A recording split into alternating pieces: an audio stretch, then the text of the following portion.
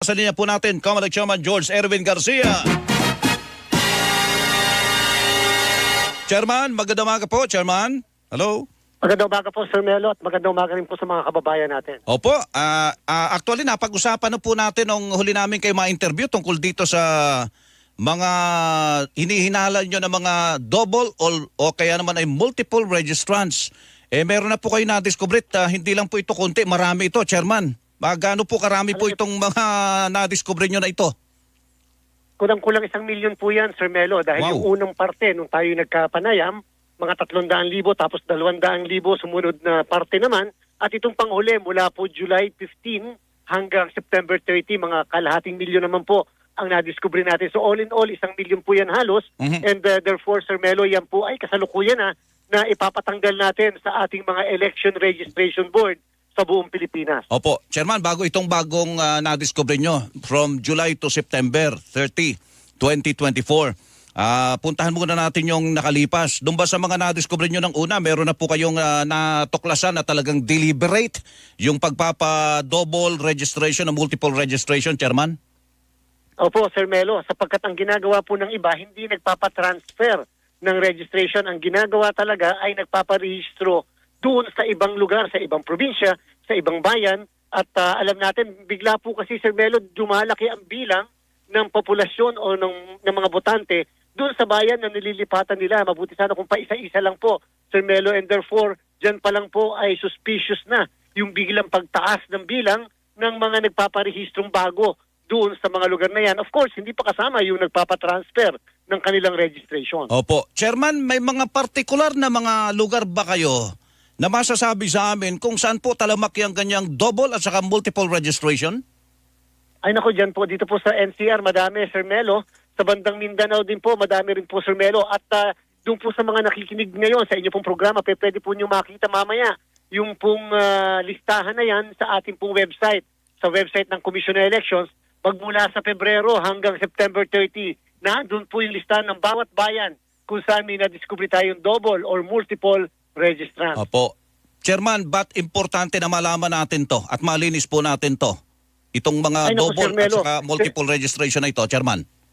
Siyempre po, Sir Melo, may posibilidad na makaboto sa parehas na area yung dalawang mga yung iisang tao na yan, sapagkat dyan po nagsisimula yung tinatawag nating flying voters. Lilipad, pupunta sa bawat lugar kung saan sila nakarehistro, lalo pat kung saan sila nakarehistro ay magkakalapit lamang na lugar o probinsya na pwede silang makapunta doon sa kabila.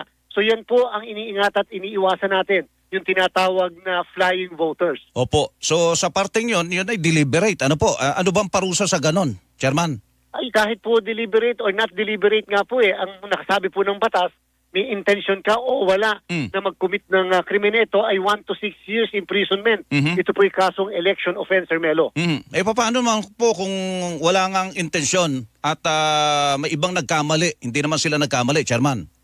Yung po yung tinitingnan natin ngayon, Sir Melo, bago natin siyempre yan tanggalin, yung pong mga election registration board sa buong Pilipinas na kung saan ang miyembro ay ang Comelec, ang civil registrar, ang superintendent ng teacher doon sa lugar, ay magpupulong muna, papatawag yung mismong tao, bibigyan ng notice at aalamin kung bakit, ano ang kadahilanan ng kanyang pagkakaroon ng double or multiple registration. Pero Sir Melo, ito naman ay bilang impormasyon sa mga kababayan natin.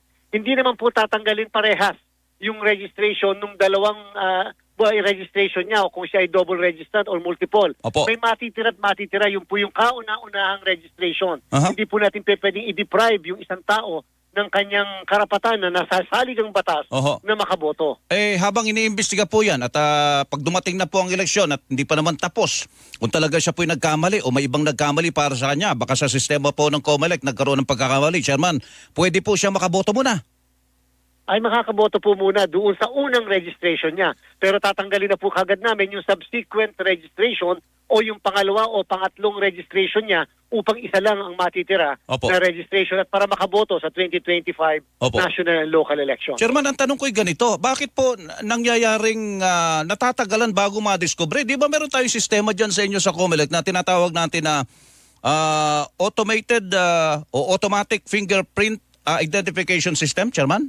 Opo, automated fingerprint identification system. Kung napansin niyo po, Sir Melo, yung aking binanggit kanina, 3 batch po Opo. yung ating nadiskubre. Yung po yung kadahilanan na nakikita kaagad natin, Sir Melo. Yung unang batch mula po February 12 hanggang April 14. Yung pangalawang batch ay mula April 15 to July 14. At yung pangatlong batch ngayon, Sir Melo, ay mula po sa July 15 to September 30 naman. Yung po yung talagang period na nakikita natin, Sir Melo, dahil yan yung period kung saan nagmi-meeting ang Election Registration Board sa buong Pilipinas. Opo. So ito mula July to September 30, 2024, yung po yung pinakahuli nyo. Tuloy-tuloy pa ho ba ito hanggang sa bago sumapit po ang eleksyon, Chairman?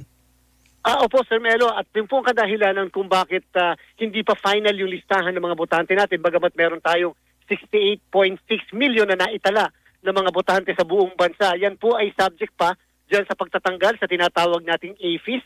Pagtatanggal dahil sa merong order ang ating mga korte dahil may nag-file ng mga petition for exclusion at the same time pagtatanggal pa rin doon sa mga namatay doon sa period na yan from July 30 to July 15 to September 30. Opo. Para po doon sa mga may impormasyon na personal na may nalalaman silang merong ganyang butante o nagparehistro po na ganyan ang ginawa, nagpa-doble, nagpa-multiple registration pa.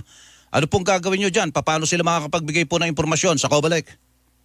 At pwede pong kaagad na isulat lang yan sa amin, sa mga local COMELEC natin. Pero again, ginagarantiya po natin, Sir Melo, wag po mag-alala yung sambayanan.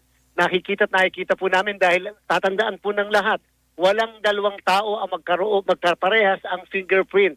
Yan po ang dahilan kung bakit, Sir Melo, na may finailan nga kami ng kaso dyan sa may bandang Bambantarlac na kasong kriminal dahil doon sa pare-parehas po ang fingerprints po niya lumalabas. So kayang-kaya po namin matrace yan sapagkat meron nga po tayong automated fingerprint identification system. Opo. Yung po ba'y kumakandidato? Ngayon, Chairman, yung tinutukoy yung... Hindi po nag-file. Hindi po nag-file ng Certificate of Candidacy, Sir Melo.